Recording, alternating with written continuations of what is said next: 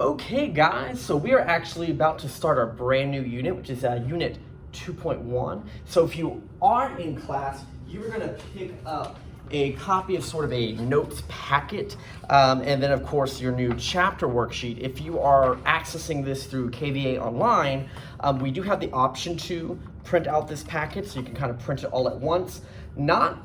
I do want to kind of warn you though, there's a lot that I'm going to ask you to write down that isn't just going to find a place in here to write it. Like maybe there's some blank pages in here you can like choose to write stuff down at, but for the most part, you're writing on here. Like there is some stuff in here we'll do as notes in practice. Sometimes it's just extra stuff in here that'll go, but I just want to warn you, not like, oh yay notebook, yay page 1, let me follow along. Like no, but just some of our worksheets for this unit will be out of here. The chapter worksheet this time, you'll notice this very first section is basically asking you to create a graph. So you're going to need to have your own graph paper, and we're in sort of what's called a logic unit. So we're going to start going over a lot of interesting things. You'll start hearing some of them today. But because it's a logic unit, you can't necessarily follow these instructions 1 through 12 100% in order, step by step. You might have to be like, oh, number 1, I could do that, and do that lightly and carefully. Number 2, maybe you can do that. You're like, okay, cool. But maybe it's number 3 and you're like, I don't have enough. I don't know where B is. How can I put something 7 units away from B? Like, you might find you have to jump out of order. So that's kind of like part of the logic unit is what's the order to attack those in. But what I want to basically mention is we want this paper should be basically blank other than this your own scribble scrabble on it. All of your work is going to be on your own paper. So if you do the whole graph on the one graph paper, and then there's space underneath and there's space on the back to answer everything else, great, just do it all on there. But we're going to ask you are going to upload just that work when we're done. Okay, as you notice with the last chapter worksheet, you do turn that in for 50 points. We will be happy to go over and answer and check your work on a lot of these, because the goal is not just what's the right answer, the goal is how do I get that answer? Can I do it again? So unlike all of our other quizzes, right, where surprise, let's see how they chose to ask it, this is the one quiz like, nah, he's literally pulling the questions off of here somewhere and just changing them up a little bit. So be prepared to walk in and know that, but that also means start working on this as soon as you can. That way you can start checking with your friends, coming on Zoom calls, whatever you got to do to get these right. All right, I digress. Here is today's warm-up. I pulled these because they are going to need possibly factoring or systems of equations to solve. We did some algebra review last week, so I wanted you to see a problem that does use some of that algebra literally right away. So if you think you know how to attack these, go ahead and pause the video and try those out. Otherwise, I will walk through them.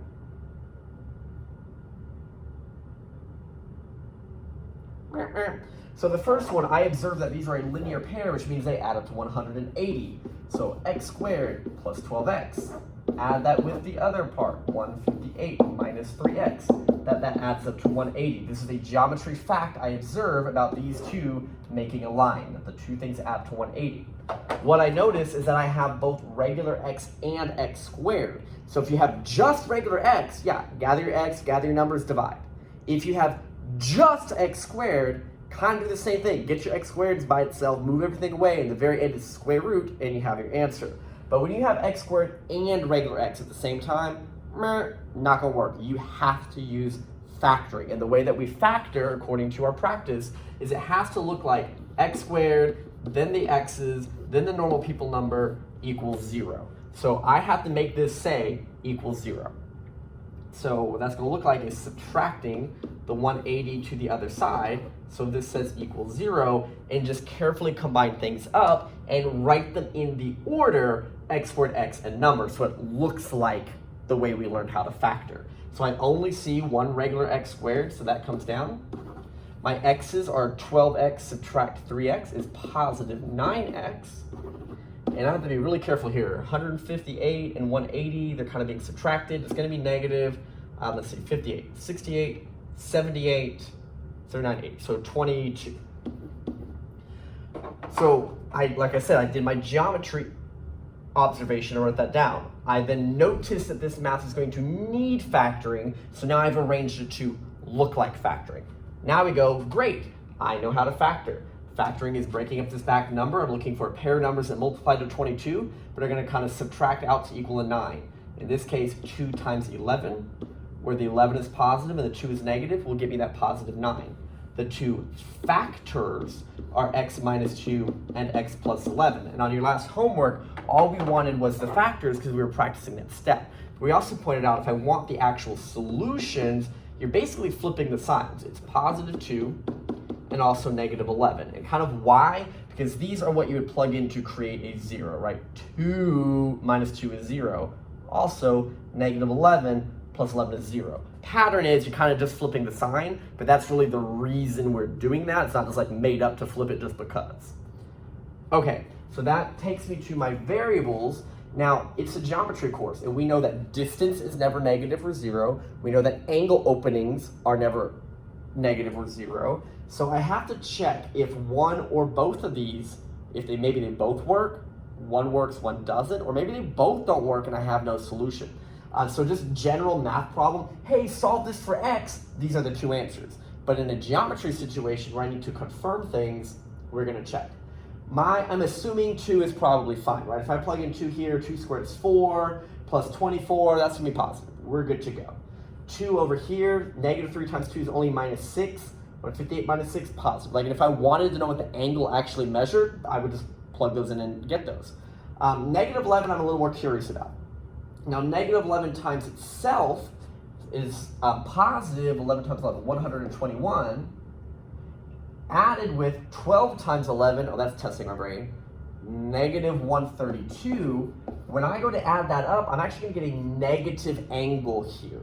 And that would be like, ooh, we can't have that. You'll also notice if I plug the negative 11 on this side, negative 3 times negative 11 is plus 33. You're like, well, that's positive, that's fine. But what you notice, 158, 68, 78, 88, we are beyond 180 with just this angle. And you're like, wait, they're supposed to add up to be a line of 180. It would not make sense to have an angle that is larger than 180 when I need 2 of them to add up to 180, right? So it's kind of like this x value not working shows up 2 different ways. It shows up negative here, which is a no-no, and here it shows up larger than 180 when I need both of them to add up to 180. So that is 2 different reasons why that negative 11 is not working, and the only correct x answer is 2. But it's possible that both worked and you would need to write both. It's possible that both did not work and you would write no solution. That, I'm gonna be honest with you, doesn't happen a lot in our class, but more of a like what if and you were just curious. The second problem isn't gonna need factoring, right? Because I don't see x's and x squareds, but I do see x's and y's. And what we learned last week with systems is in order for you to solve an equation that has 2 letters, I actually need 2 equations. I need like x's and y's equals a number. X's and y's equals a number, and I can work through that process. So if I see a problem where everything is x's and y's, I have to come up with 2 unique true statements and then go with them. Now, notation here, notice that little ticky mark. That ticky mark means congruent. So I know nowhere in here I say these are midpoints or like this is congruent. Like I just use ticky marks to show that. So I go, what are some true statements? I could take this first one and I could set it equal to 16, like that's a true statement. A different true statement, I could take the 4x plus the 2y equals to 16. That's a true statement. You know what, even another one, 2x plus 3y equals the 4x plus 2y. All of these are true statements. My question to you though is I only need 2. Which 2 feel the most like the systems of equations that we were refreshing last week, where it's x's, y's, equals a number, and I'm gonna argue it's the first 2 that I thought about. Now they may not be the first 2 I wrote down, but they are the first 2 that I ended up accidentally writing down.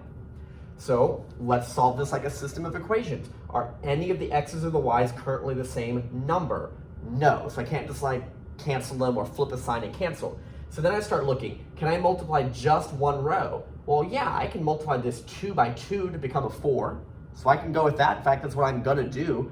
You could flip the 4 and the 2 and make these both 8s. Also gonna work, but the number's a little bigger. Or you could switch this 2 and this 3, and both of these would turn into 6s. But either way, I have to find something I can do that's gonna make either both x's or both y's have the same value in front of them. So this top row, when I multiply it, becomes 4x plus 6y equals 32. I notice that 4 plus 4 is actually adding up to 8, not canceling, so I do need to flip the signs of one of these rows before I add them together.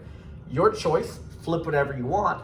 I always like to think about it and flip things so that way when I go to combine, it'll be positive. Just because we don't have a calculator in front of us, I think flipping this first row is going to give me more positive answers when I'm subtracting, and that just makes my brain happy.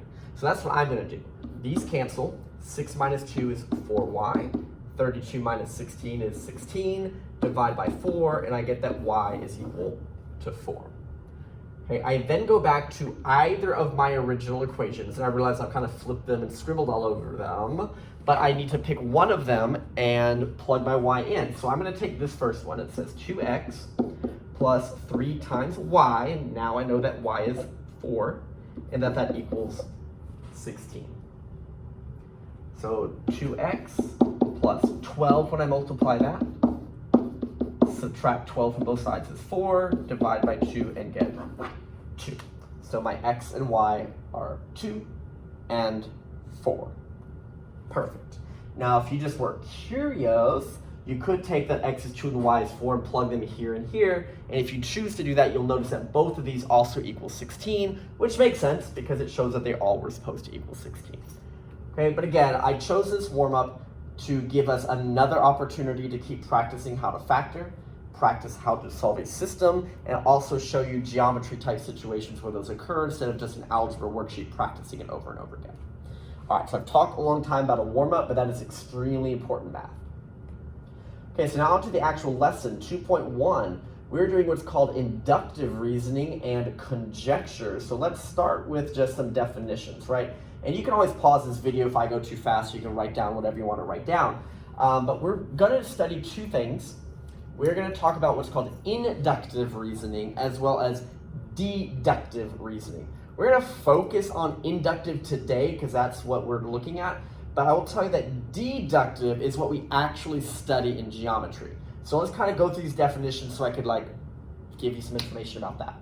So a conjecture is an educated guess based on known information. Another word that you've probably heard of that basically means the same thing is the word hypothesis, usually used in a science class with experiments.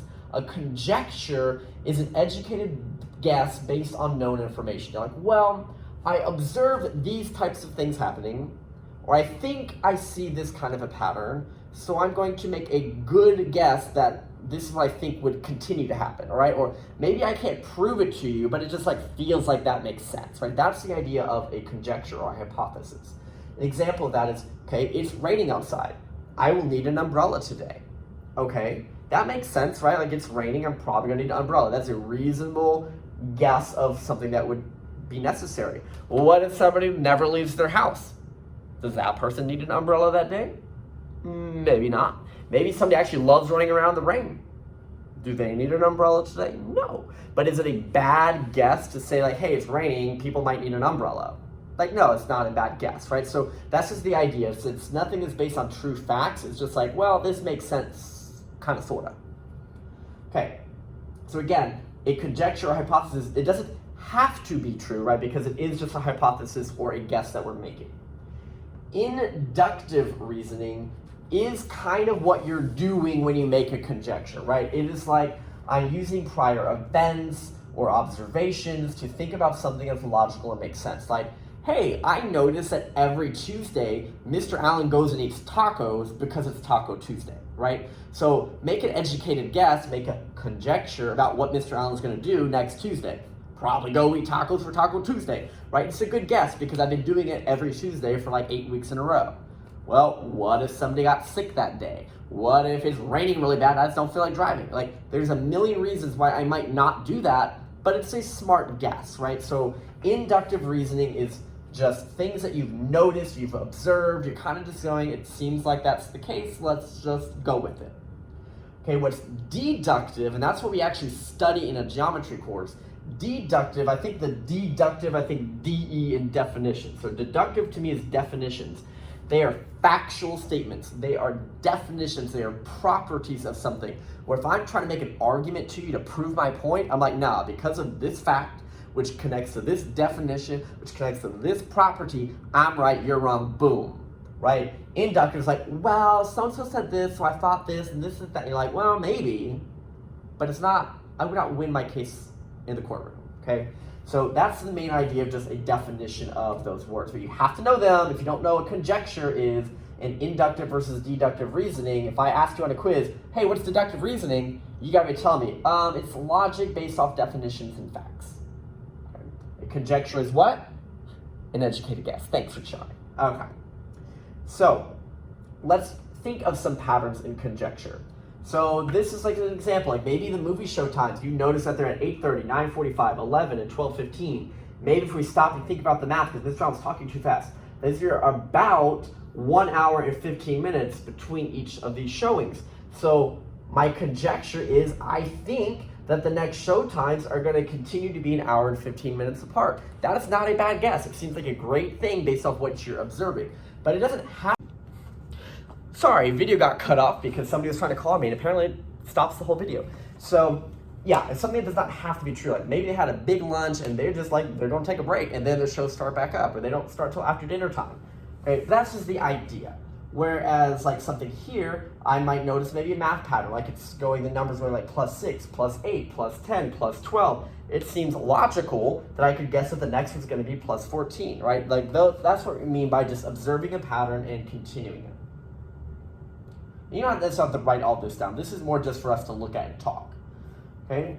Here's an example. Is the sum of any two, like what do I think about the sum of any two odd numbers? Well, I just start making up odd numbers like 1 + 3, 1 + 5, 3 + 5, 7 + 9.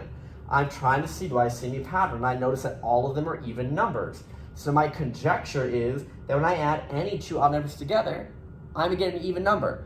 Maybe there's a weird example out there that's not true, but everything that I seem to be trying is, or enough of them that I'm trying seem to be, that I'm going to make a good educated conjecture that that's probably what this pattern is going to continue to be. Maybe somebody can prove me wrong. Maybe it only works 99% of the time, but it's a reasonable guess to make. Okay, let's keep looking out. Let's see. So, well, that's what I was talking about. So, like, if somebody can prove me wrong, it's what we refer to as a counterexample. And a counterexample, by definition, it's the one false example it takes to show that a conjecture is not true, right? Like, I could tell you, I seem to think that all these movies are starting exactly 1 hour and 15 minutes after each other. So I think it's going to keep going. And all I got to do is find one showtime that doesn't fit that pattern. Oh, you're right, I was wrong, sorry, okay? Doesn't mean your guess was a bad guess, it just means it's not working all the time. And I don't have to find more than one example. The second I find one place where that's not true, then your conjecture is no longer true, okay? I can prove it false. So what I wanted to do, this is sort of what I would do in class, is I would give them a second to kind of think, are there any counter examples to these geometry statements? Like here, we say, as long as I'm a real number, so any real number in the universe, is the answer I get when I square that number going to be bigger than the original number, right? So we want to see, like, is that something that seems like it's 100% of the time true? Or is that something that might have a situation where it's not? And another one to think about is remember JK with nothing on top means the distance. If the distance from point J to K is the distance between K and L, does that mean that K is the midpoint? Okay, these are good guesses that they have made. They've made the guess that when I square a number, it's always going to be bigger than the original, and that if these two distances are the same, then that point K that they're touching at must be their midpoint. Okay, so let's check and see. In fact, if you want to think about that and try to come up with an example that doesn't work, I'll give you like 5 seconds to pause this video. Otherwise, I'm going to give you the answer.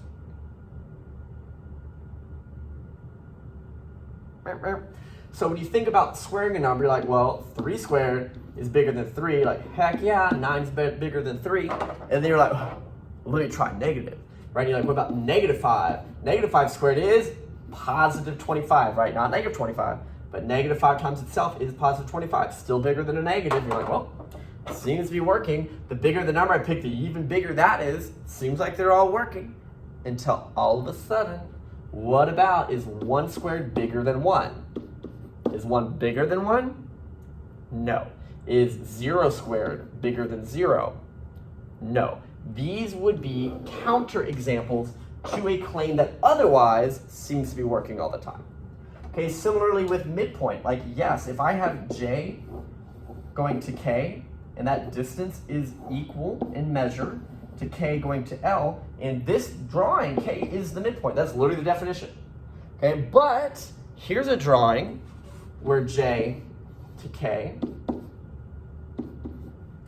is the same distance from K to L, but in this situation, K is not considered a midpoint because the midpoint has to be between and like collinear with it. It has to be on the same line. So even though like in your head you might go, oh, well, those are both the same, it's in the middle, we don't call that a midpoint by definition. It's a midpoint when it's along a single collinear line, like a single line, and that we have segmented into pieces and they have to be equal here and equal here in measure, that is going to be a midpoint. Okay, so again, we're not saying feel bad if you weren't able to come up with those, but that's the idea of a counterexample. Is there any way that you could draw or do that where it doesn't work, when otherwise most of the time kind of seems like it does? All right, next thing, and this was like the last round after I gave them those two to think about, I had them just think through 4 more.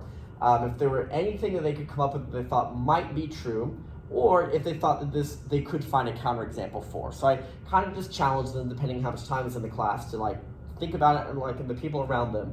Do they think this is 100% of the time true, or could they find a weird example that you wouldn't think of that caught this? So again, if you want to try and think about these for a little bit, do that. Otherwise, I'm going to go over them. So 5, 4, 3, 2, 1. So the product of 2 odd numbers. So every time they multiply, let's say 1 times 3, they got 3. 3 times 5, they got 15, right? So every time they were multiplying an odd number with an odd number, they seem to always get an odd number. So the conjecture that they made is, I believe that when I multiply 2 odd numbers, the product is an odd number. And I don't believe I could find any counterexample to that. Every odd number that I could use did work. So thinking about this as being that the product will be odd is it's a good conjecture even if you could prove it wrong, because it clearly seems to happen most of the time. But this is also a situation where I don't believe there is a counterexample. I believe this turns out to be 100% of the time true, right? A conjecture doesn't have to be true. It should make sense, but it doesn't have to be true 100% of the time. Even if I can find a counterexample, I see where you were thinking. It's just not always the case. Okay, the product of 2 and a number plus 1. You're like, whoa, well, let me just try stuff. So we're multiplying 2 times some random number, adding 1 to it, and seeing what I get, right? So like, what if I plug in 3 here? 2 times 3 is 6, plus 1 is 7. You're like, okay, let's try maybe an even number, 4. 2 times 4 is 8, plus 1 is 9. Like, odd number. What about 0? 0 is sometimes funny. 2 times 0 is 0, plus 1. Odd number. Okay. How about negatives? -5. 2 times -5 is -10, plus 1. -9. I would still consider that an odd number. So this to me seems like another great conjecture is that this will always be odd. Interestingly enough, because it didn't say, like here it had to be using an odd number, means you have to use like a whole number integer value. Here it just says a number. There are all kinds of other numbers in the world. What about 1/2? 1/2 is a number. What is 2 times a half? 2 halves is 1, and 1 plus 1 is 2. Not odd, okay? So that would be like a counter example that disproves an otherwise very reasonable guess, right? In fact, I don't expect most of y'all to come up with that one, but it is just to show you that that isn't the case. The last one's the relationship between A and C if AB equals BC. And this isn't distance because they're not capital letters. This is saying if I multiply A with B and I multiply B with C, and we promise that B is not 0, right? Because if B is 0, then like everybody's always 0. But if B is anything other than 0, and I multiply myself with it or somebody else with it, and we're the same thing, then that relationship is that those probably are actually the same number, that A and C are the same value. The last one, is there any situation you could come up with A and B where when you multiply them, again, not distance, those aren't capital letters. Capital letters mean points. Lowercase letters are variables. So any situation where I can always multiply A times B together and equal 1. I don't expect you to know this one. Really, I just threw it up here to see if anybody would catch it. This is like when you multiply a fraction times its reciprocal, where it's basically 3 over 3 and 4 over 4, it all cancels out to invisible 1 over 1. So the relationship is that A and B are reciprocals. But again, these last two, I'm not going to be super upset if you didn't get them right. I would really have loved that you came up with the idea that these were going to be odd. Maybe or maybe not, you came up with a counterexample for that one. But if you were generally thinking that these were going to always make odd, then you are using the kind of inductive reasoning that I need you to have in this class to make your conjecture. All right, that's all I have to say. Your textbook homework, of course, is on these pages. It's 14 through 42 evens. Your next quiz is coming up this Thursday over the couple of topics that we'll touch on. There's probably another quiz that will happen later. This is just me reminding you of the one that's coming up. And the test over this unit is in a couple weeks on Wednesday, which means that chapter worksheet we talked about and handed out is going to be due the day before, and they'll come in and take that little chapter worksheet check. All right, that's all I got for you guys. You have a good one.